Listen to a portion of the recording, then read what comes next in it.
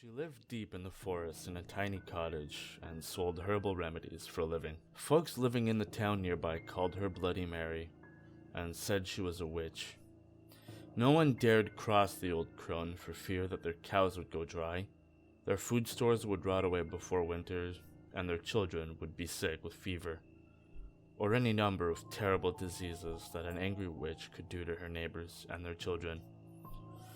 Then, the little girls in the village began to disappear, one by one, and no one could find out where they had gone. The grief-stricken families searched the woods, the local buildings, and all of the houses and barns, but there was no sign of the missing girls. A few brave souls even went to Bloody Mary's home in the woods to see if the witch had taken the girls, but she had denied any knowledge of the disappearances. Still, it was noted that her haggard appearance had changed. She looked noticeably younger and much more attractive. The neighbors were suspicious, but they could find no proof that the witch had taken their young ones. Then came the night when the daughter of the miller rose from her bed and walked outside, following an enchanted sound no one else could hear. The miller's wife had a toothache and was sitting up in the kitchen, treating the tooth with an herbal remedy when her daughter left the house. She screamed for her husband and followed the girl out the door. The miller came running in his nightshirt, and together they tried to restrain the girl, but she kept breaking away from them and heading out of town. Their desperate cries woke the neighbors. They came to assist the frantic couple.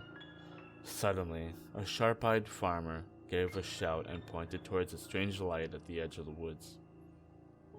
A few of the townsmen followed him out into the field and saw Bloody Mary standing beside a large oak tree, holding a wand that was pointed towards the miller's house. She was glowing with an unearthly light as she set her evil spell upon the miller's daughter. The townsmen grabbed their guns and their pitchforks and ran towards the witch.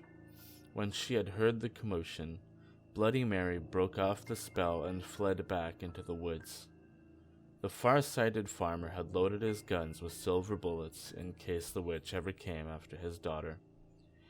He took aim and shot at her. The bullet hit Bloody Mary in the hip, and she fell to the ground. The angry townsmen leapt upon her and carried her back into the field, where they built a giant pyre and burned her at the stake.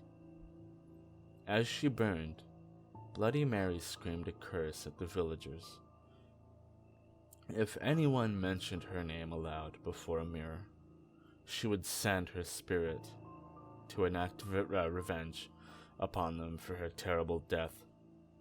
When she was dead, the villagers went to the house in the woods and found the unmarked graves of the little girls that the witch had murdered. She had used their blood to make herself young again.